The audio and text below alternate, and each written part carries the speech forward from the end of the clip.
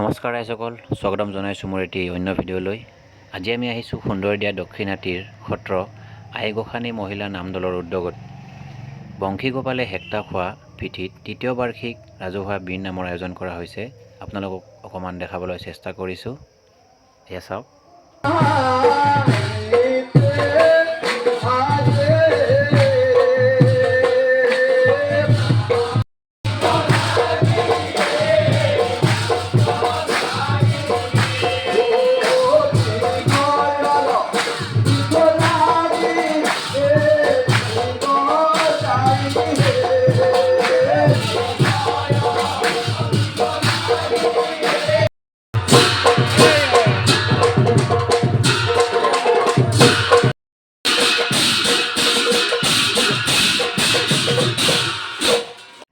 এইখিনিতে আমাৰ বাপ বান্ধৱসকলৰ বা ভকতসকলৰ নাম প্ৰসংগ সামৰণি পৰিল আৰু ইয়াৰ পিছতে আমাৰ আইসকলৰ নাম প্ৰসংগ আৰম্ভ হ'ল।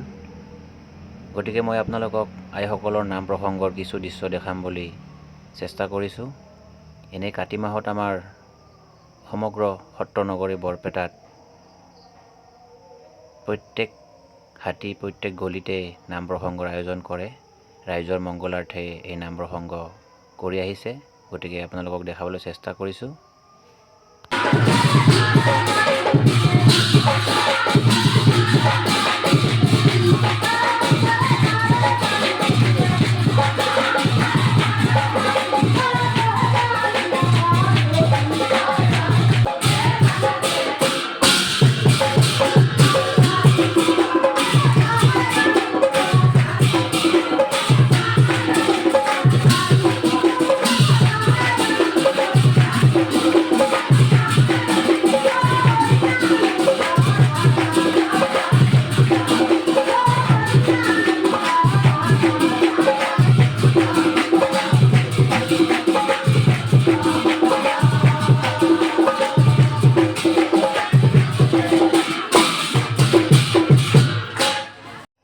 এইখিনিতে আমাৰ আইসকলৰ নাম প্ৰসংগ সামৰণি পৰিল আৰু ইয়াৰ পিছত আছে আমাৰ এজন আমন্ত্ৰিত অতিথি, দুখীয়াৰ বন্ধু, সকলোৰে পৰিচিত পিংকু দাস।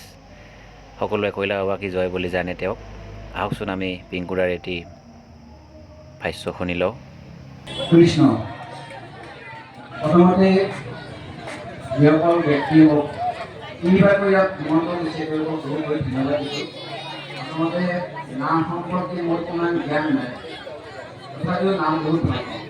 নাম যদি ক'ৰবাত গাইহে পাওঁ শুনো, মই যদি বাইকেদি গাড়ী থাকোঁ ৰখি হ'লে মই নাম অলপ শুনো। নামৰ প্ৰতি মোৰ এটা দুৰ্বলতা আছে, যাক মই আমাৰ দি নাম বিশেষকৈ বেছিকৈ ভাল পাওঁ। যিদিনাখন তিনিবাৰকৈ নিমন্ত্ৰণ দিছে তাৰ কাৰণে তেওঁলোকক মই বহুত বহুত ধন্যবাদ দিছোঁ।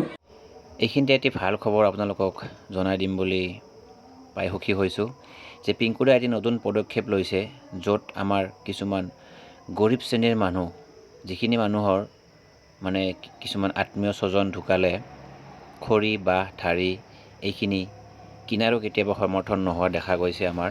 আৰু তেতিয়া আমি ওচৰ চুবুৰীয়াই লগ হৈ চান্দা হিচাপত যাৰ পৰা যেনেকৈ যি পাৰোঁ সেইখিনি কালেকশ্যন কৰি খৰি কিনি বাঁহ কিনি আমি শ্মশানলৈ নিয়াও বহুত দেখিছোঁ। গতিকে তেওঁলোকৰ কাৰণে এতিয়া এটা ভাল খবৰ আহিছে যে পিংকুদাই তেওঁলোকৰ কাৰণে এটি নাম্বাৰ দিব। সেই নাম্বাৰটোত আপোনালোকে যোগাযোগ কৰিলে আপোনালোকৰ তেনেকুৱা কিছুমান ওচৰ চুবুৰীয়াত এনেকুৱা ঘটনা ঘটি থকা দেখিলে পিংকুদাক ফোন কৰিব। তেওঁলোকৰ টীমটো আহি খৰি বাঁহ ঢাৰি এইবিলাক কিনি যোগান ধৰি তেওঁলোকৰ সৎকাৰৰ কাৰণে যিখিনি সামগ্ৰী লাগে সেই সামগ্ৰীখিনি যোগান ধৰিব বুলি তেওঁলোকে এটি নতুন পদক্ষেপ লৈছে। তাৰ কাৰণে পিংকুদাক বহুত বহুত ধন্যবাদ দিছোঁ, বহুত বহুত ধন্যবাদ জনাইছোঁ আৰু ভগৱানৰ ওচৰত প্ৰাৰ্থনা কৰিছোঁ যাতে পিংকুদাক আৰু অকণমান শক্তি দিয়ে, এনেকুৱাকৈ দুখীয়াৰ কাৰণে লাগি যোৱাৰ কাৰণে বহুত বহুত যাতে সবল কৰি তোলে। ধন্যবাদ পিংকুদা, ধন্যবাদ। আপোনালোকে ফোন কৰি দিব, লগে লগে আমাৰ মানুহ যাব, টিম আছে আমাৰ গোটেই মানুহ যাব, পইচা যিখিনি খৰচ হয় গোটেইখিনি খৰচ দিব। আৰু যিমানখিনি পাৰোঁ আমাৰ কেঞ্চাৰ ৰোগী আছে, কিছুমানে ঘৰ নাই কাপোৰ নাই, সেইখিনি ব্যৱস্থা কৰি আছোঁ। আমাৰ ঔষধ কিনাৰ পইচা নাই, সেইখিনি ব্যৱস্থা কৰি আছোঁ। সেইখিনি ব্যৱস্থা আপোনালোকে কৰি দিছে। আপোনালোকৰ কাৰণে মই সেইখিনি ব্যৱস্থা হয়তো কৰি দিব পাৰোঁ। বৰপেটা ৰাইজৰ আশীৰ্বাদ থকাৰ কাৰণে হয়তো আমিও সেইখিনি আগবাঢ়ি আছোঁ। আপোনালোকে গম পাই ইয়াৰ আগতে এটা ভিডিঅ' আপলোড দিছিলোঁ, সেই ভিডিঅ'টোত আপোনালোকে 95,000 টকা মোক দিছিল, যাৰ কাৰণে মই সেই পৰিয়ালটোক ঘৰ, দমকল, লেট্ৰিন, বাথৰুম, বিছনা চাদৰ, বিছনা, ফেন, লাইট 1 বছৰ নাছিল, লাইটৰ ব্যৱস্থা কৰি দিছিলোঁ। সেইখিনি আপোনালোকে দিছিল। কেৱল মই এটা ভিডিঅ' আপলোড দিওঁ, সেই ভিডিঅ' আপলোডৰ দ্বাৰাই আপোনালোকে মোক সহায় কৰি 2-1 টকা 5 টকা যায় যেনেকৈ পাৰে, আৰু সেইখিনি পইচাই দিয়ে মই তেওঁলোকক সহায় কৰোঁ।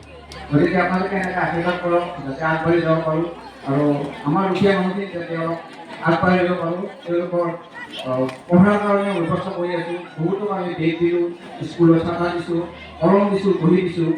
এনেকুৱা যদি আপোনালোকৰ ওচৰত কোনোবা বাচ্ছা আছে যে বেগ এখন নাই, বহি নাই, কলম নাই, তো মোৰ লগত যোগাযোগ কৰিব, যিমানখিনি পাৰোঁ মই দিয়াৰ চেষ্টা কৰিম। তো আমি সকলোৱে শেষত পাওঁ